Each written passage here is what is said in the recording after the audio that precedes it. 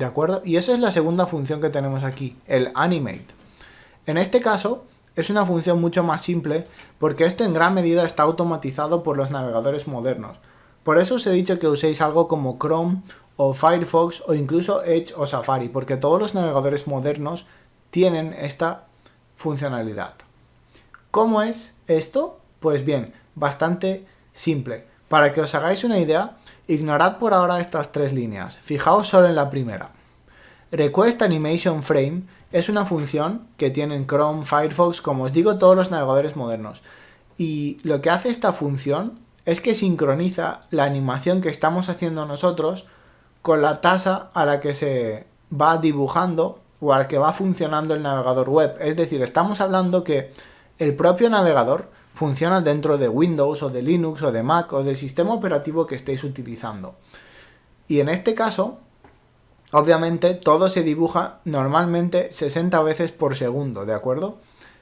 Gracias a Request Animation Frame, digamos que le pedimos permiso, en este caso a Chrome, para que cada vez que se dibuje una de sus 60 veces, nos avise, ¿de acuerdo? Chrome nos dice, voy a redibujarme. ¿Quieres aprovechar para redibujar tú también algo?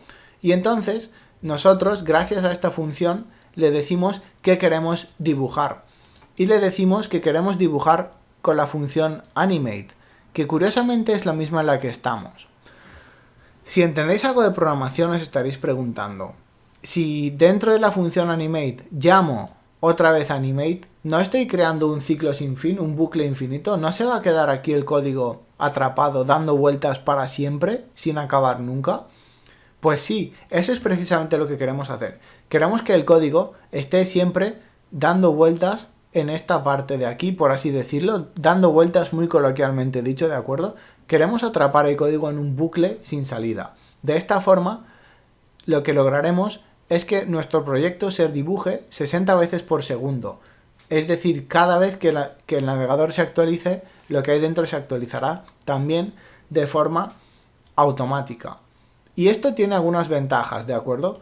La primera es que si abrimos otra pestaña y hacemos otra cosa, en este segundo caso, la pestaña original que habíamos dejado atrás va a reducir su velocidad de animación y eso conserva, digamos, la batería si estamos en un portátil y además, como no estamos viendo lo que está pasando, así se reduce el uso del procesador, de la tarjeta gráfica, de todo, ¿de acuerdo? Es economía para nuestro ordenador o tablet o móvil o lo que sea.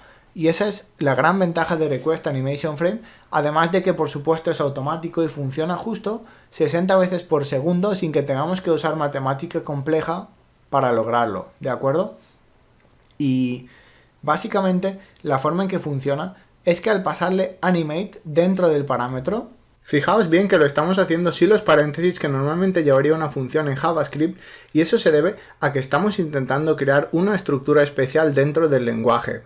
Fijaros que tenemos una especie de sistema donde la función A llama a la función B y la función B llama a la función A, es decir, animate y request animation frame parece que se refieren una a otra en un bucle infinito. Y eso es así precisamente por la forma en que funciona request animation frame, ya que al darle animate, esta función se queda guardada y después de que el navegador tenga que hacer todo lo que tenga que hacer para repintar la pantalla y preparar la animación, por último lo que hará es ejecutar animate. A su vez animate volverá a llamar a request animation frame y así entraremos en un bucle infinito para seguir animando el juego. Esto se conoce como callback en JavaScript y es lo que nos permite que podamos crear una animación fluida y perfecta. Por lo demás es tremendamente simple. Para que os hagáis una idea, lo que estamos haciendo aquí es rotar la figura, ¿de acuerdo? Como veis tenemos Mesh Rotation X y Mesh Rotation Y. Rotación es una propiedad de Mesh que a su vez tiene tres propiedades más, X, Y y Z. En este caso solo operamos la X y la Y. ¿Cómo lo estamos haciendo? Estamos usando un pequeño truco matemático. Todos los navegadores tienen un objeto date, que es fecha, que nos proporciona la cantidad de tiempo que ha pasado desde el 1 de enero de 1970 como un número largo. ¿De acuerdo? Eso es la función now.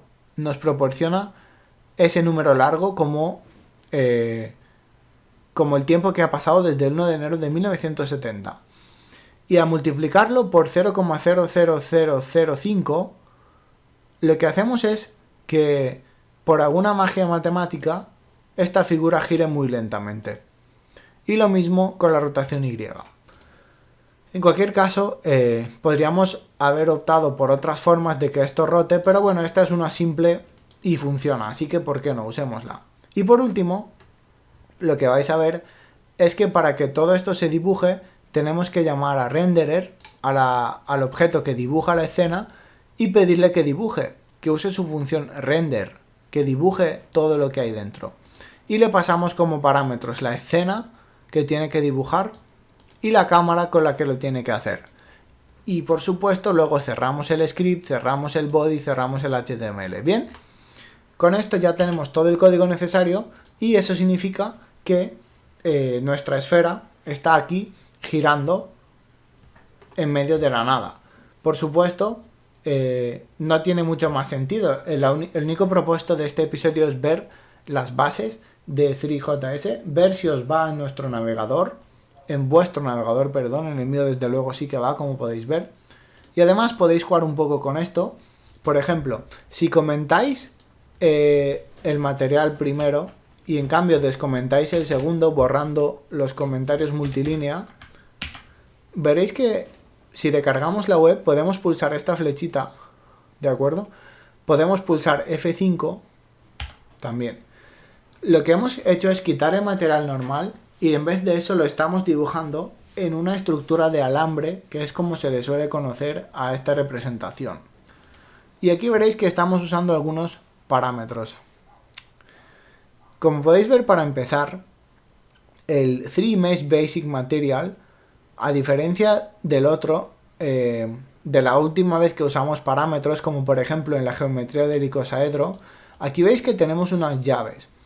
Las llaves delimitan un objeto estático en JavaScript y cuando las ponemos significa que vamos a pasar en el parámetro un objeto estático que nos vamos a inventar al momento, y en este caso veréis que este objeto tiene una serie de atributos como son el color, el wireframe y el wireframe line width. Os explico. El color define el color de la rejilla. En este caso el color hexadecimal 000000 es el negro. Como podéis ver, sí, la rejilla es negra, efectivamente. Luego, wireframe significa si queremos verlo como una rejilla. Al ponerlo en true es lo que estamos viendo, esta rejilla de alambres. Y por último, el wireframe line width traducido sería ancho de la línea del alambre. Y en este caso es 2 píxeles. Y como podéis ver, eso es el ancho. Si pusiéramos un número mayor, entonces la rejilla sería más ancha y más gruesa. Por ejemplo, si ponemos 4... recargamos con F5, la línea se ha vuelto ligeramente más gorda. Si ponemos, por ejemplo, 10, cada vez hay que guardar, ¿de acuerdo? Si no guardáis no vais a ver el cambio. Y además, si no recargáis no vais a ver el cambio. Así que de nuevo F5, como podéis ver, se ha vuelto un poco más gorda aún, ¿de acuerdo? Obviamente tendréis que hacer mucho más gorda la línea para ver ninguna diferencia apreciable. Bien, esto es lo más básico de lo más básico que os puedo explicar sobre 3JS, así que repasadlo a ver si lo entendéis y en el siguiente episodio seguiremos explicando cómo exactamente funciona 3JS con algunas de sus otras propiedades y objetos. Nos vemos en el próximo episodio.